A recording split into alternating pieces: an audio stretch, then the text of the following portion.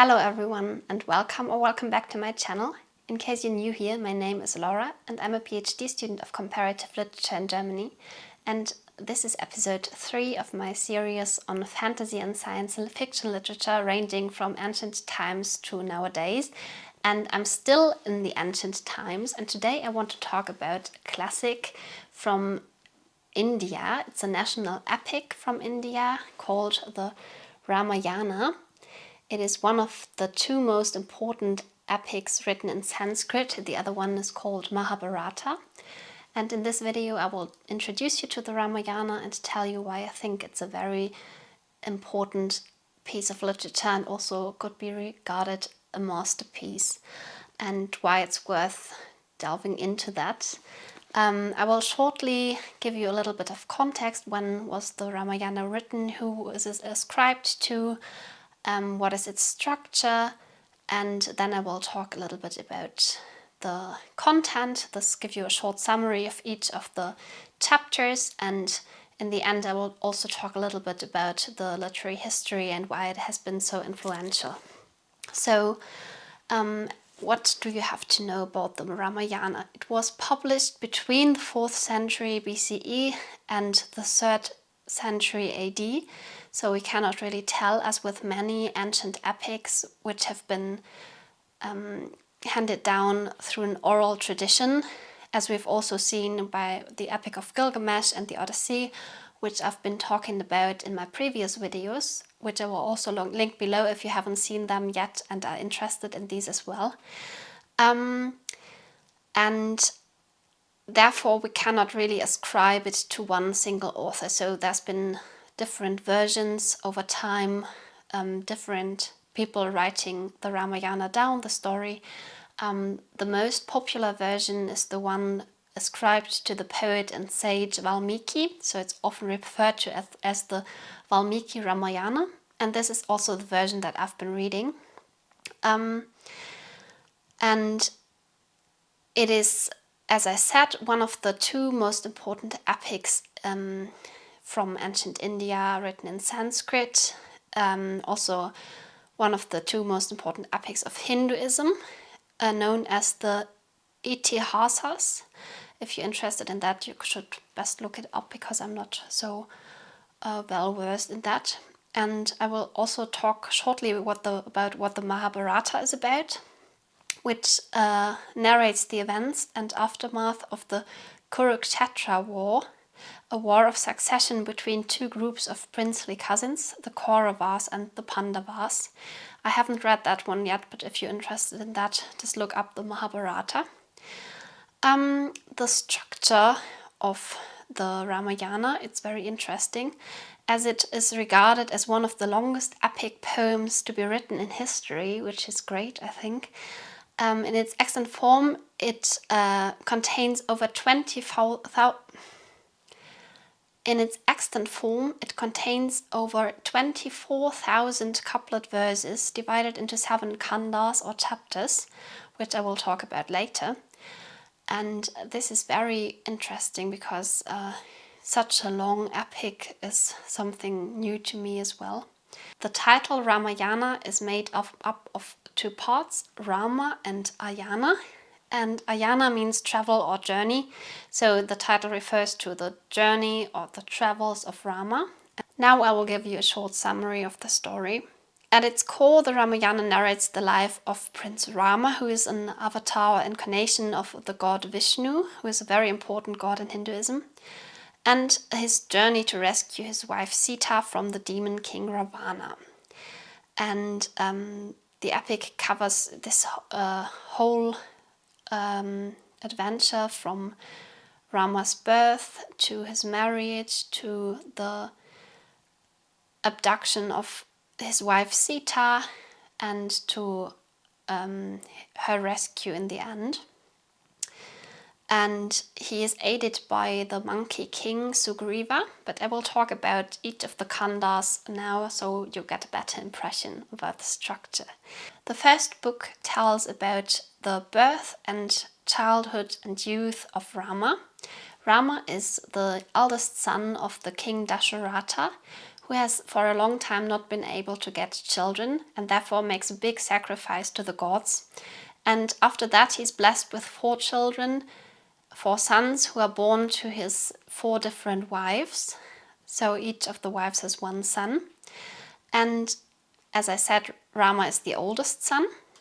And he's also very dear to Dasharatha, and he's also very close to his brothers, and they grow up peacefully, everything's fine, and he's educated well, and he's also very wise and very friendly to everyone around him. And in the end of the chapter, he's marrying Sita, who's a princess, and she's, as always, very beautiful, and he falls in love with her immediately. And he also has to pass some tests, and it's easy for him as he's very heroic. It's just one of the very typical stories that you can see throughout literary history oftentimes. But the problems are just around the corner, because in the second book, it's called Ayodhya Kanda, or Book of Ayodhya. The second wife of King Dasharatha, who is called Kaikeyi, plans a scheme to put her own son Bharata on the throne of Ayodhya. As Dasharatha thought he wanted to put Rama as his oldest son on the throne, as it was normally the case, but then through a scheme that is a little bit too long to explain here, Kaikeyi makes him put the second son Bharata on the throne and forces Dasharatha to send Rama into exile, and so Rama is forced to leave Ayodhya, and he is also taking with him his brother Lakshmana and his wife Sita. And Bharata learns about this only later, when he's already crowned king, and Dasharatha is also devastated by realizing what he has done by promising Kaikeyi to make Bharata the king, and therefore everything's messed up already. But as Rama is a very wise prince, and does everything he's told from his father, the king, he doesn't complain about that at all, but he's going to the forest with his wife and his brother, and he's okay with accepting his fate.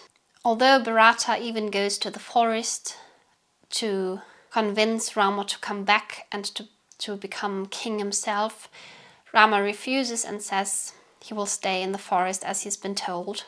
So in the third book, the Aranya Kanda, or the Book of the Forest, this narrates the life of Rama, Sita and Lakshmana in the forest, and there are encounters with different sages and demons and all the people passing by. It also tells a very amusing encounter between the 3 of them and the demon Shobhanaka. She is the sister of the demon king Ravana, and she is very interested in Rama and wants to convince him to form a union. But Rama tells her, no, I'm already married, you can have my brother Lakshmana. But Lakshmana also makes fun of her and ridicules her, and when she finds that out later, she swears she wants revenge. So she goes to her brothers and tells them what has happened to her.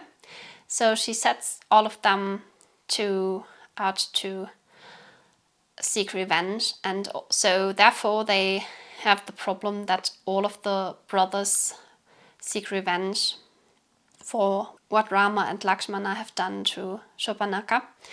And this is where the problems start to become bigger for them, especially as the demon king Ravana finds Sita to be a beautiful woman that he wants to marry, as he's already married a lot of other women. And as he's sure that she's not going to follow him by herself, he also makes a scheme and tricks her in a way so that he can captivate her and abduct her. This way, this already precipitates Rama's later encounter with Ravana, because now of course Rama's devastated to find Sita's missing from their home in the forest when they return, and they have no idea where she's gone. So in the book 4, the Kishkinderkanda, or the Book of the Monkey Kingdom, they think what can they do now so that they will have the chance to rescue Sita, and they seek help from the Monkey King Sugriva. He's the king of the Vanara, or Monkey Kingdom, and they ask him to help them by forming an ally and by sending troops, and in case of a war against Ravana, to seek assistance. But as they have no idea why Ravana even took Sita, they first sent out the minister of the Monkey King, Hanuman, to seek for her. And the practical thing is that Hanuman is the son of the wind god, and therefore he can move very, very fast, and he is also able to change his size and figure. So this is what he does very often over time.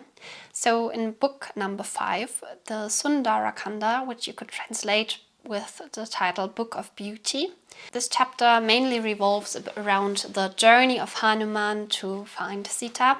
So he travels everywhere and doesn't really have a clue, but then others help him. So he gets an idea where Ravana might have taken Sita. And there's also many encounters with demons who want to eat Hanuman, and he tricks all of them by changing his size and talking wittily to them, which is very, very funny to read. So I think book 5 is actually the most fun to read. But eventually in the chapter, Hanuman manages to find out that Sita was brought to the region of Lanka, which is later called Ceylon. And he's also able to meet Sita, to talk to her, to tell her where Rama is and that they want to rescue her. And at first she doesn't even believe him because she thinks he's just Ravana in a different form. And he wants to trick her, but eventually she realizes that it's actually Hanuman and she can trust him. And after that, in book 6, the Yuddhakanda, the Book of War, as the title already reveals, this just tells of the great battle between Rama and Ravana, so the monkey troops and the demons, and it's a very lengthy chapter telling of all the details and also lots of problems, the mourning of over dead ones and all. But eventually there's a happy end, and Rama defeats Ravana, and he can rescue Sita and even return to Ayodhya, where he is eventually also crowned king. There's another passage in which the people from Ayodhya, when they return to the town, they doubt whether Sita is actually still untouched in a way, so they doubt her chastity. And as they talk about that so much, Rama is also insecure, and she actually asks Sita to prove her chastity through a trial by fire, in which she can actually prove that she is innocent and still chaste. And after that, Rama is actually crowned king. But we also have the 7th book, the Uttarakanda, which could also be called like the epilogue or just the book of the later years, I think. But scholars note a linguistic and rhetorical difference between the Uttarakanda and books 2 through 6 of the Ramayana. It is considered by some scholars to be an interpolation, and that the original poem ended with the Yuddhakanda, so the 6th book. And also my version ended with the 6th book, so I don't really know so much about the book 7. I read that it narrates Rama's reign of Ayodhya and the birth of Lava and Kusha, the sons of Rama and Sita, and also his last days. So basically it's probably just a continuation of the story we read before, but I don't know too much about that. So probably it's important to get some more context on that. I just want to talk about the fact that it's been a very influential epic throughout the whole of Southeast Asia. So also not only in India, but also around Indonesia, for example, it's been very influential. And there's also different versions and adaptations, and you can see it adapted into different forms of media over time as well. One important aspect could be that the Hanuman, the monkey king, or also the minister of the monkey king, depending on how you understand that or which version you follow, he later appears in other stories as well. For example, in The Journey to the West, the monkey king Sun Wukong is the protagonist of the story. It's a Chinese epic from the 17th century. And if you're interested in that, you should really follow along on my journey through all the epic stories of literary world history, as I'm going to cover that one later in my series as well. And I will also refer back to the Ramayana and make a short comparison between Hanuman and the Monkey King Sun Wukong. So if you're interested in that, just stay on the channel, please. And if you enjoyed the video, consider subscribing to the channel. Otherwise, I will see you in my next video and hope you enjoyed this one. Thanks for watching and bye bye.